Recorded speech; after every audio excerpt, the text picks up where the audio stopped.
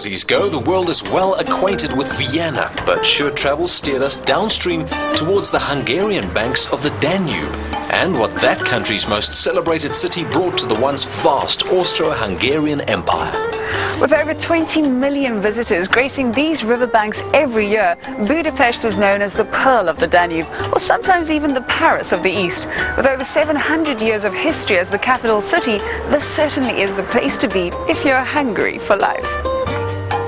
Beginning with the Celtic settlers, the seat of trade and power has been wrestled over by everyone from the Romans and Mongols to the Turks, Austrians and Soviets.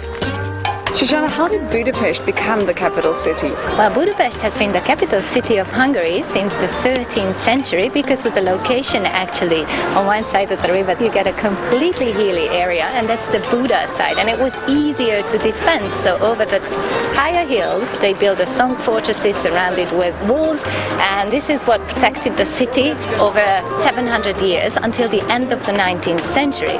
The Pest part being completely flat but could not develop until the basically beginning of the 19th century, when they broke down the city walls, and the parliament building, the opera house, most of the big public buildings were built on the Pest side. So at the end of the 19th century the two parts under the name Budapest were united into the capital city of Hungary. Today these embankments are a World Heritage Site, yet it's the locals who are really Budapest's greatest asset. Rising against a regime imposed by the Soviet Union, they faced tanks on these streets, and though suppressed for decades, became known as the happiest barrack in the Eastern Bloc. Their spirit of making good of a bad situation is embodied in their most famous communist-era car, the Trabant. Quite a nice tight fit, sir. Let's get this baby started. It has a Duroplast framework made up of fibers like cotton and occasionally paper. And where's the gears? But it works. So you have to put it in one. And where's the petrol? Yeah, now we are... Now for that 0 to 100 in 27 seconds. Second gear? Second gear up. Clutch up. Yes, that's number 2. Woo! Second gear. You're a good driver. Actually, this is too stressful. I'm gonna pull over. I think you drive. Woo! Fantastic brakes. Even 3 million of these couldn't meet the demand for what they dubbed the paper jag. So the Trabant was a very popular car in Hungary. The car was the best available car during the communist times. It was very cheap to buy. The only problem was that the waiting list was very long, so you had to wait up to 3-5 years until you could get a Trabant. Top speed on this baby?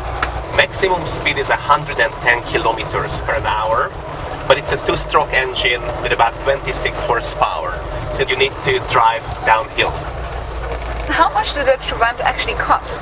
Well, it was a very cheap car, so you could buy it for approximately $300 on today's value, and immediately after you drove to the first petrol station, it doubled its value. Because you filled it up. Yes. Great investment. Another investment on a rather grander scale was the Central Market Hall, opened at the close of the 19th century. Often referred to as a symphony in iron, the ornate market even had a canal down the aisle, which allowed barges to deliver goods from across the country. Among the best known are the ingredients of a dish which any self-respecting Hungarian chef must be able to cook with his eyes closed. Hey Joanne, nice to meet you. Goulash is a very popular dish here in Hungary. But it's not a goulash, it's a gouyache. Ah, goulash. Where does the name actually come from? It's a profession, there's a cowboy basically, and they cook this soup. Fresh vegetables, garlic, mountains of onions. Don't forget Hungarian paprika. Andrew, if I wasn't feeling hungry before, I'm feeling hungry now. Then it's possible to prepare the nice pancake, a palacsinta in Hungary. A faultless pancake is a rite of passage for resident cooks. Always with the left, the pan. Oh, the left pan. Yeah. With the right, the dog, you got quick. No, it's too much. So much? Yeah. In. Turn. Lovely. So how long do you leave this now? About 1.5 minutes. Of course, using a spatula to flip your pancake would get you thrown out. The only way is to give it air. 3.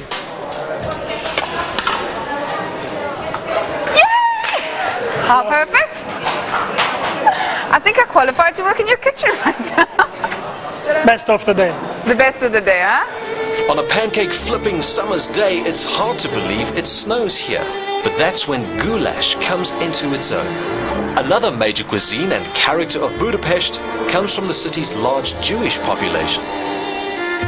On the banks of the Danube, we came across a touching memorial to the estimated 100,000 Jewish citizens who died in the Holocaust. Completely unimposing, these empty pairs of shoes speak volumes to any visitors who chance upon them. Today, however, that Jewish community is thriving once more, and its legacy is as strong here as another of the city's cherished traditions.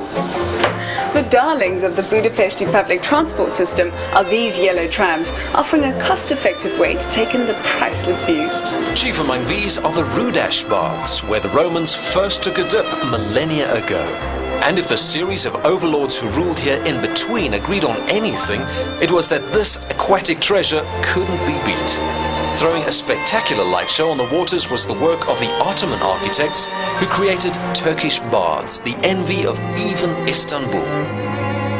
Christina, this is fantastic and a wonderful part of the Hungarian culture. Yes, we can say almost. This building is 600 years old. It's a Turkish bath.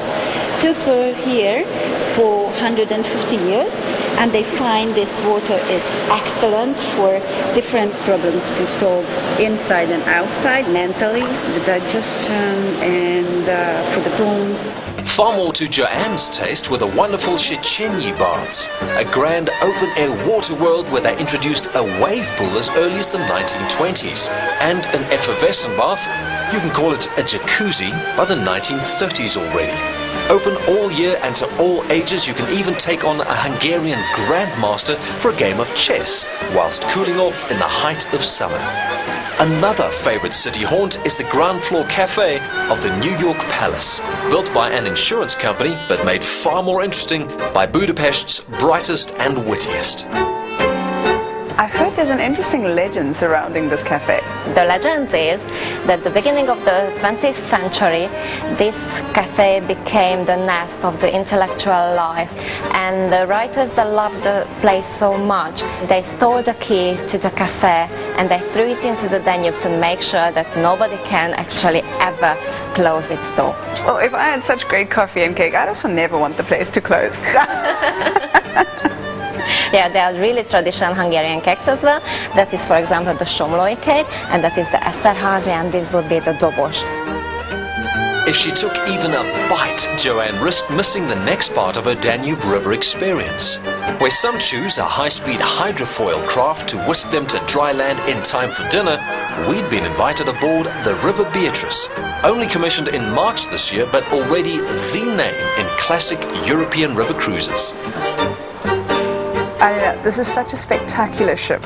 We started sailing only in February, and we came all the way up from Amsterdam here down towards the Danube, because the Beatrice does pass out Budapest, and it is exquisite.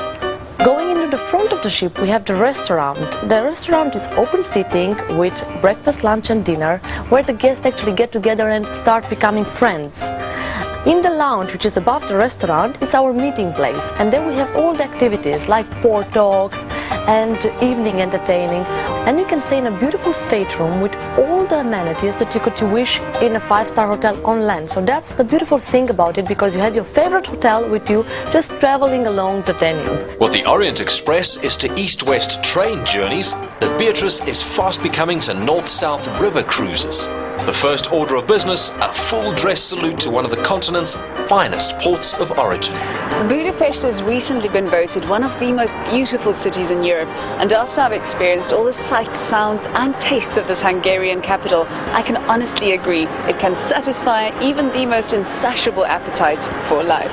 Ahead lay enticing names like Vienna, Dürnstein, Malk and Passau, but they'd cruise those bridges when they came to them. SureTravel puts you in the picture this week. Make memories that last a lifetime with holiday packages from SureTravel. Details on the website and in top billing magazines.